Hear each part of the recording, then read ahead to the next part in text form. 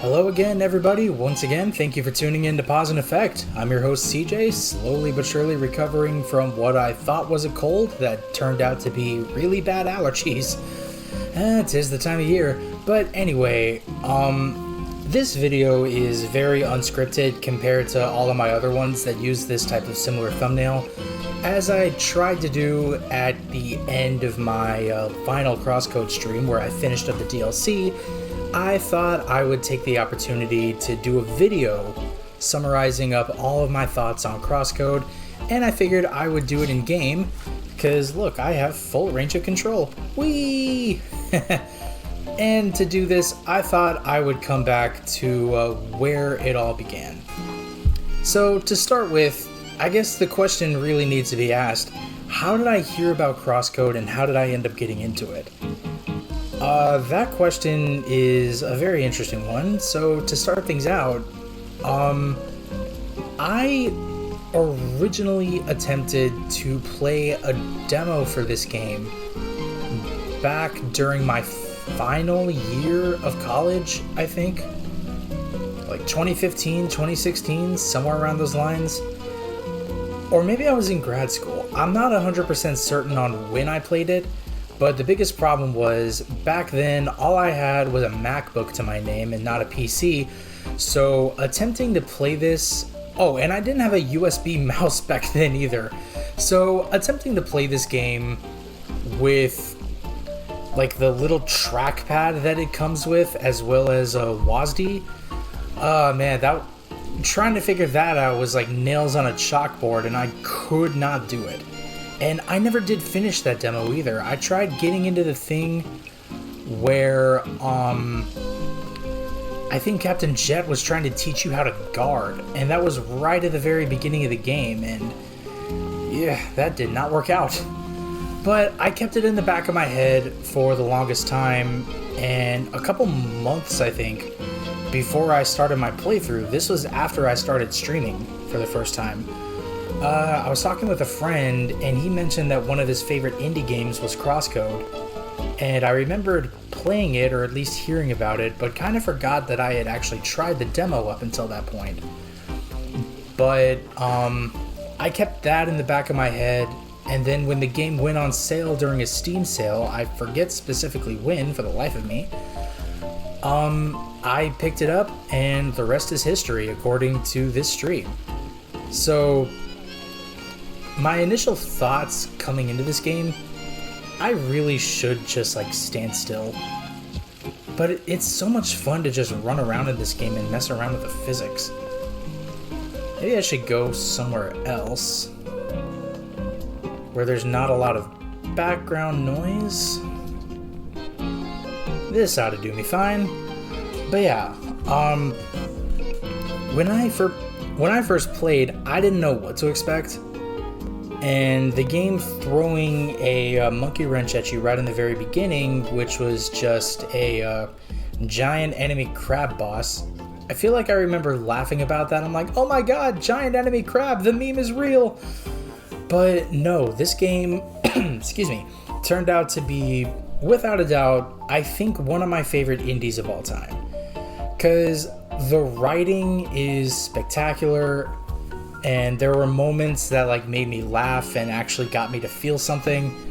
The controls they took some getting used to, but it's highly recommended, I think, to be playing with controller as I did. I started with a Xbox controller playing this until it broke. Then I switched over to a PS5 controller that I had lying spare. I mean, it makes aiming not very accurate, but so much more steady.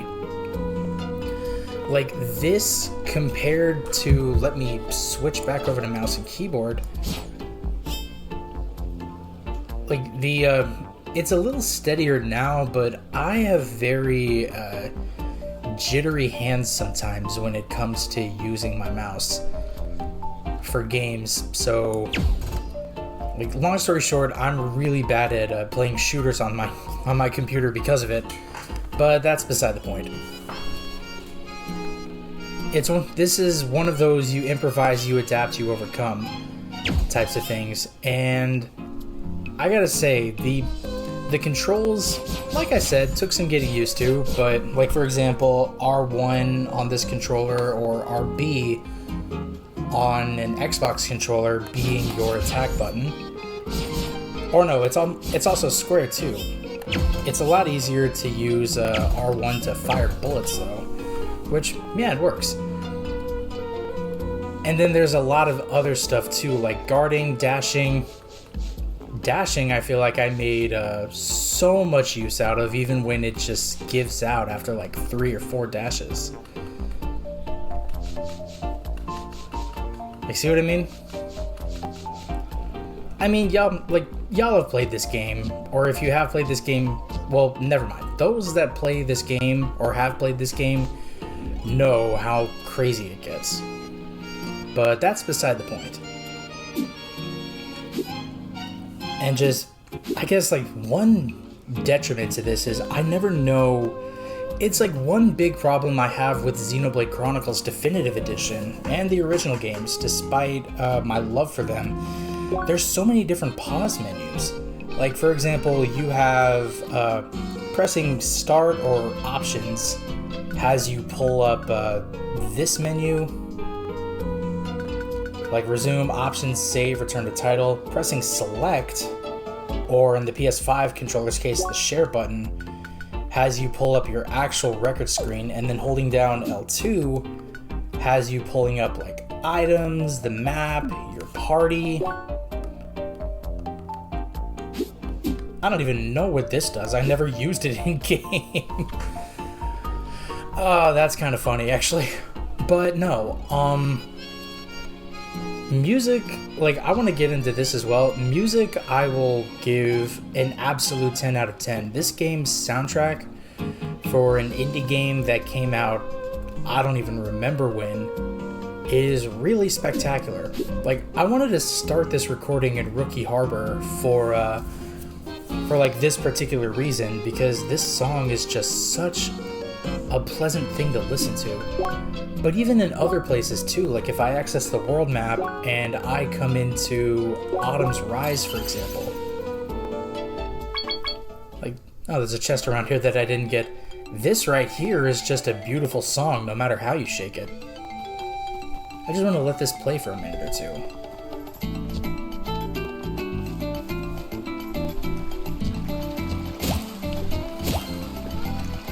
While I find this other chest.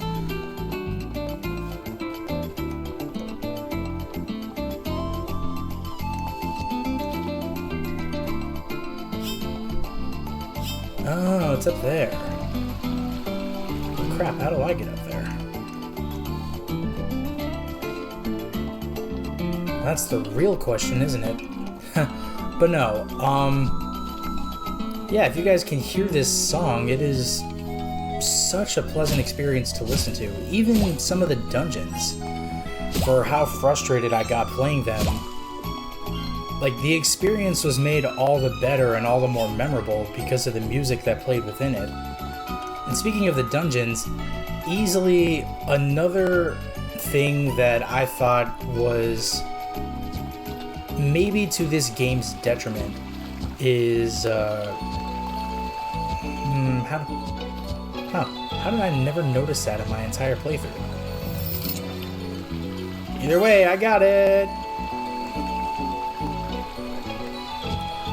Nice.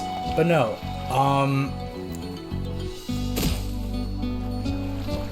oops. Yeah, you can't swim in this game either. But no, like, the puzzle design, level design, and everything else, I thought that it was all well designed and every set piece that they used was really good, but at the same time, some of these puzzles are so, like, brain-bendingly difficult that I believe someone in my chat when I was playing this game, Dirt or Deer, and I believe I brought this up on stream before, likened the levels both in the base game and the DLC as, and I quote, Satan's puzzle designer. And all things considered, that's a funny statement, but at the same time, they were not wrong. Like, damn. Like, some of the platforming challenges and some of the timings on the puzzles were... they took multiple tries just in order to get the timings right for some sort of things. And in a lot of cases with platforming puzzles, there's a lot of times where I can't tell if I have no depth perception or lack of it, or if this game is actively trying to trick me. And a lot of times I assume it's like the latter or the former. But then again, I always ask myself the same question whenever I play Crash Bandicoot games. But no, overall, the story experience too, let me move on just to that, and I'm gonna come over to Base and Keep just to listen to the music here too, because I absolutely love this place's neo-noir aesthetic. It is so cool. I'm not sure I want the rain in the background though.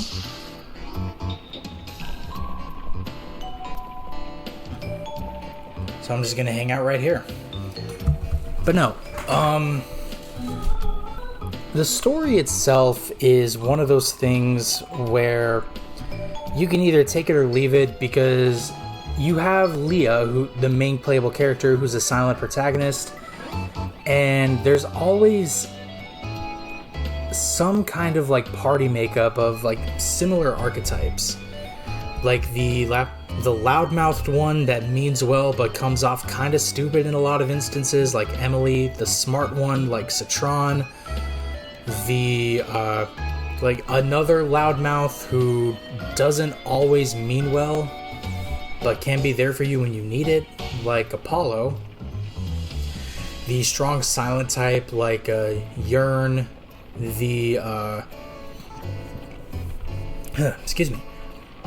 the older like brother mentor type figure like Lucas, or like Schneider, and then even some of the NPCs that you encounter, like comic relief like Buggy, mother figure like Flynn, or like another strong silent brotherly type like Beowulf. You have all these types of characters, and you have like plots like this that are a dime a dozen, which is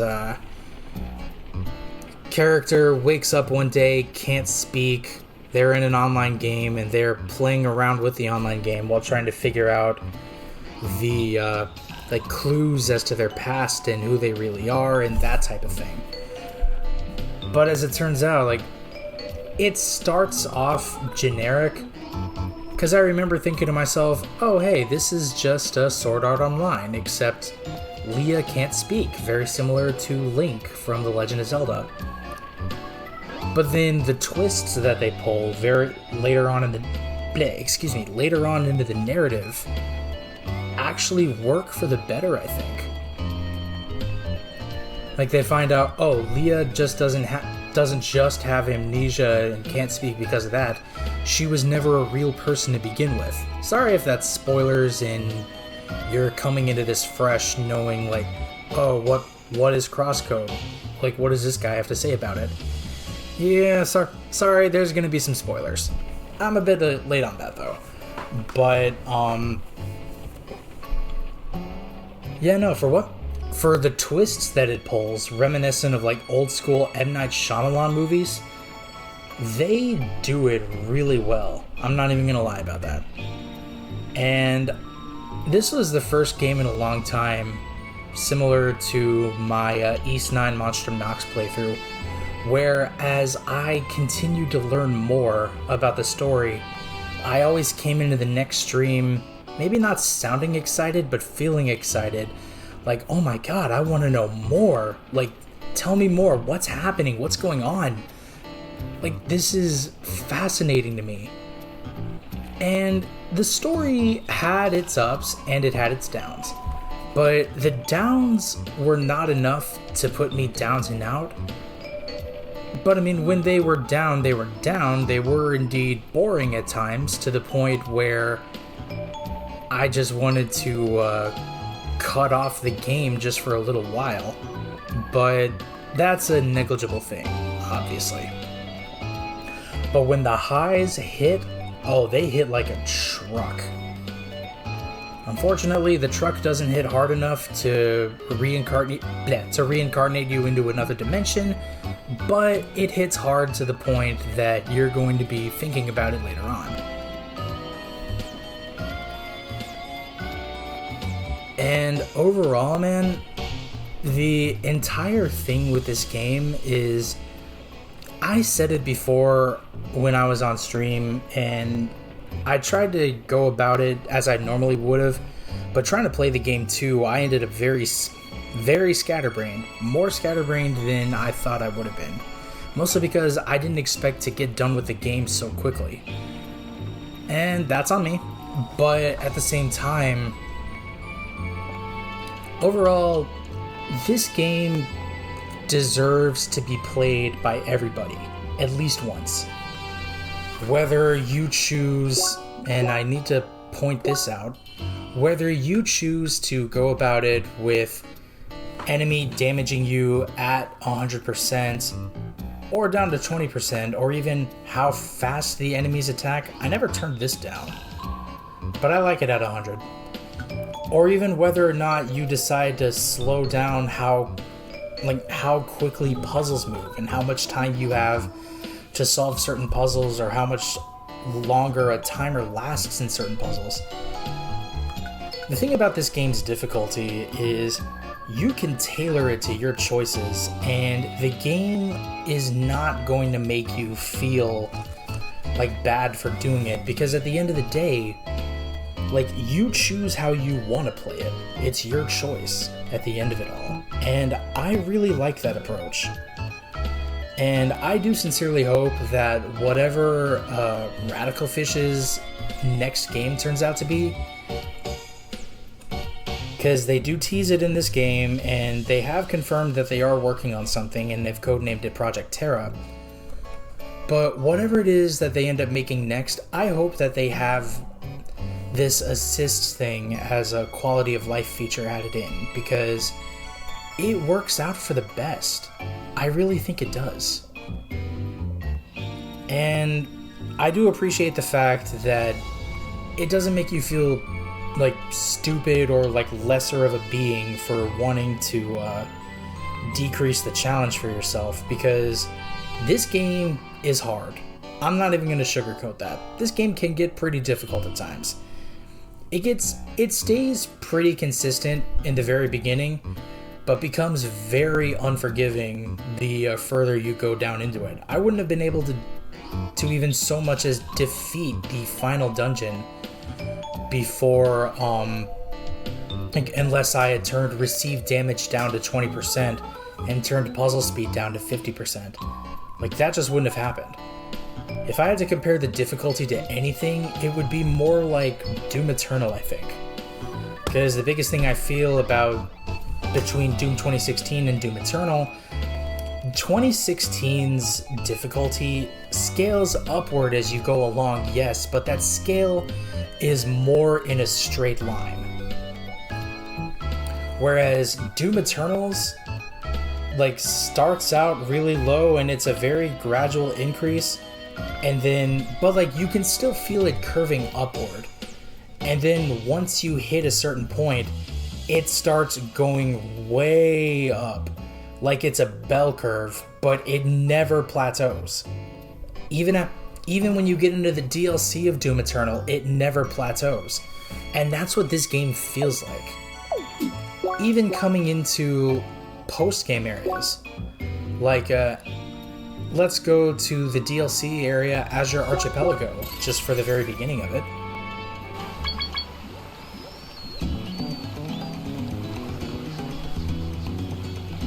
Well, let's go back to the beginning of the area, actually.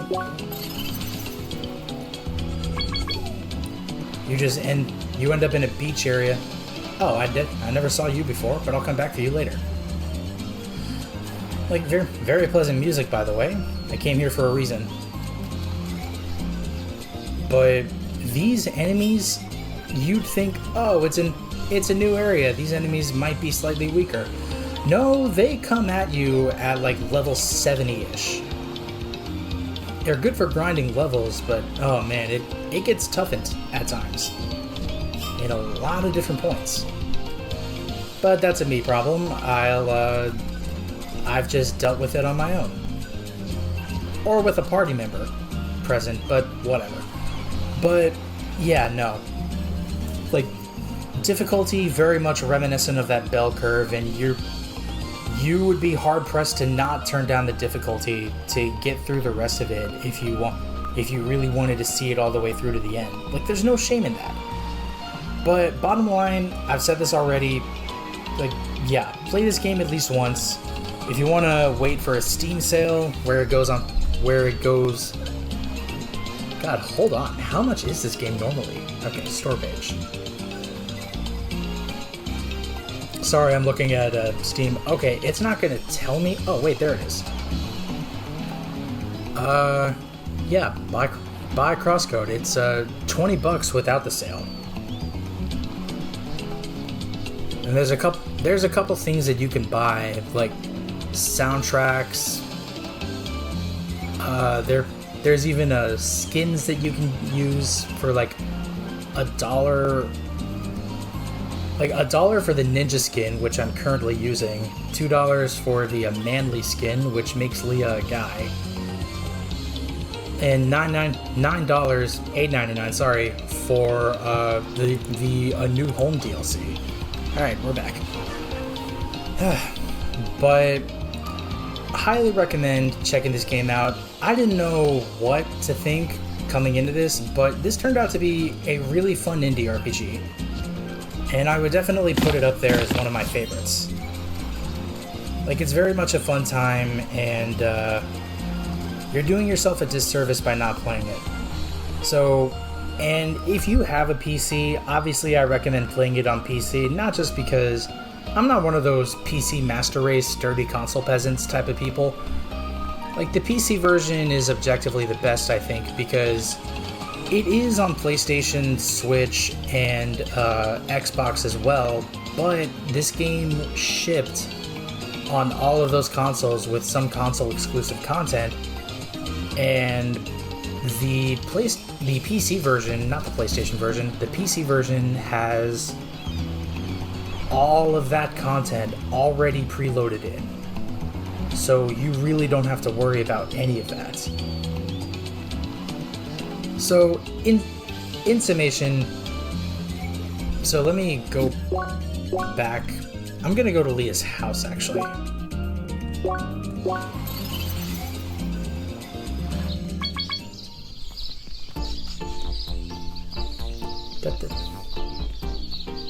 Oh yeah, I unlocked that pet while I was playing earlier before I did this recording. I didn't realize they just chill in your house or in the homestead area. But in summation, with everything that I've said already, gameplay good, story you could take it or leave it, but when it hits, it hits. When it doesn't, you can just slog through it and it's not that big of an issue. When the soundtrack hits, it absolutely hits. I would even go so far as to say there isn't even a bad song on the soundtrack. Both the base game soundtrack and the DLC soundtrack, so go give them a listen. Difficulty is an issue in its own way, but also very much a non-issue because you can scale it to your liking and the game's not going to yell at you either way. Whereas, like, Bethesda games like Doom and Wolfenstein would absolutely make fun of you, but that's just an example of a negative thing. And yeah, all I can say is if you're interested in playing this game, play it. If you're not interested in playing this game, then give it a shot anyway. You might find some aspect of it that you really like and that would keep you wanting to come back for more. Very similar to what happened with me and how I ended up going through it. And yeah, that's about all I got. If you liked what you saw, please consider liking, subscribing, and commenting and ringing the bell to get notified of future videos and future streams. Sorry that this ran a little long. I'm looking down, it's the 25-minute mark. And yeah, that's all I got for now. So thank you all for tuning in. Once again, this has been Pause and Effect Quick Play. Pause and Effect Play on Words. I've been your host, CJ. I'll try to do an outline for the next video like this that I do. And yeah, I'll see you guys in the next one. Have a good one.